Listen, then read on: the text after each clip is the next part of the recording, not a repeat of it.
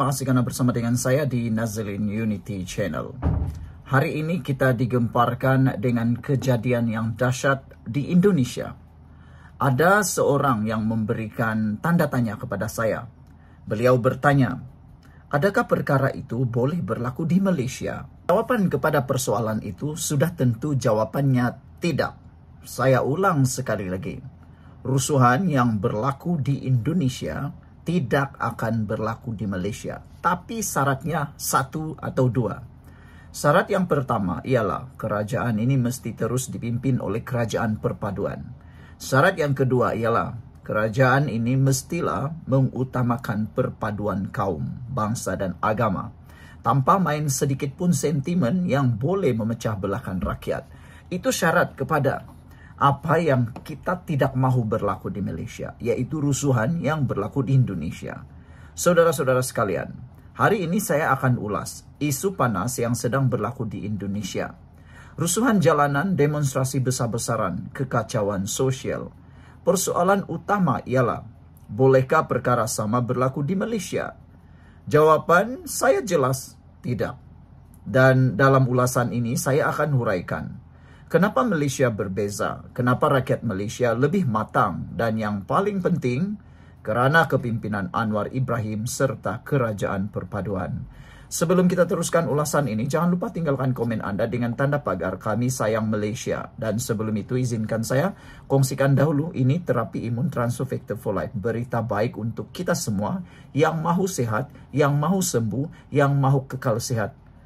Bagi Anda yang sudah lama berdoa untuk penyembuhan penyakit, Anda menderita kena penyakit dan masalah kesehatan, dengarkan baik-baik. Ini berita baik untuk Anda semua.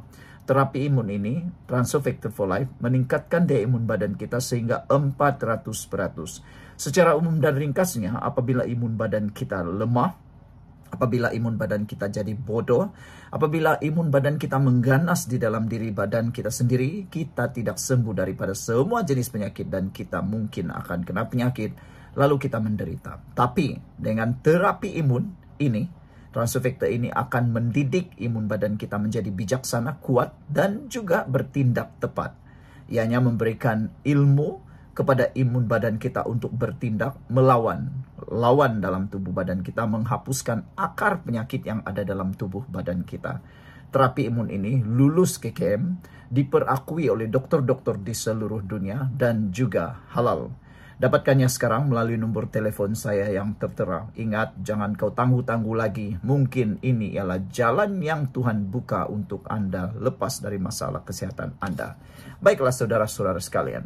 Ini sebabnya Malaysia tidak akan melalui rusuhan jalanan seperti yang dihadapi oleh Indonesia selagi Anwar Ibrahim dan kerajaan perpaduan ini kekal.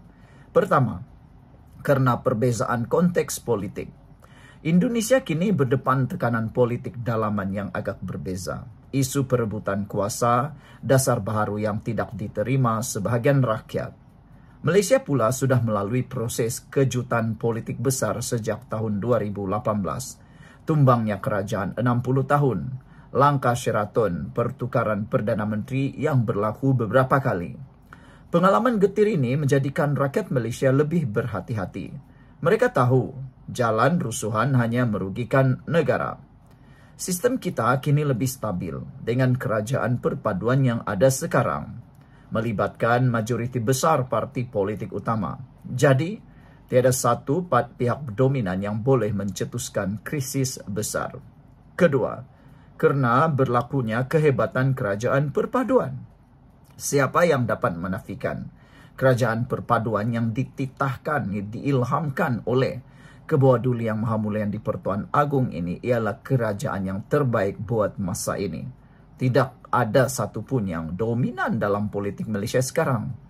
Kerajaan hari ini adalah gabungan besar, Pakatan Harapan, Barisan Nasional, GPS, GRS, Warisan, dan parti-parti kecil yang lain. Malangnya ketika dititahkan kerajaan perpaduan ini, Perikatan Nasional menolak cadangan tersebut. Sekarang padan muka. Gabungan luas ini membentuk majoriti kukuh di parlimen, yang mana ia mengurangkan risiko tumbang. Dengan kestabilan politik, kerajaan dapat fokus pada ekonomi rakyat, bukan lagi permainan kuasa. Faktor kestabilan inilah yang membezakan Malaysia dengan Indonesia, di mana isu politik lebih mudah meletus jadi rusuhan. Ketiga, faktor negara ini kukuh dan tidak akan ada rusuhan jalanan kerana kepimpinan Anwar Ibrahim. Anwar bukan sahaja seorang Perdana Menteri, tapi simbol perjuangan rakyat berpuluh tahun. Berpuluh-puluh tahun dia berjuang untuk naik menjadi Perdana Menteri bagi menstabilkan negara ini. Beliau ada pengalaman mendalam mengurus politik jalanan, pernah dipenjara, pernah digulingkan, difitnah, dimaki hamun dan sebagainya. Jadi beliau faham denyut nadi rakyat. Anwar menggunakan pengalaman ini untuk menyalurkan ketidakpuasan hati rakyat ke dalam saluran demokrasi, parlimen, dialog, reformasi dasar, bukan ke jalan rusuhan. Kepimpinan berani dan inklusif inilah yang menghalang Malaysia daripada terjebak dalam kekacauan. Keempat, rakyat Malaysia lebih matang. Selepas lebih 20 tahun berjuang dengan isu politik dan ekonomi, rakyat Malaysia sedar bahawa rusuhan bukan penyelesaian.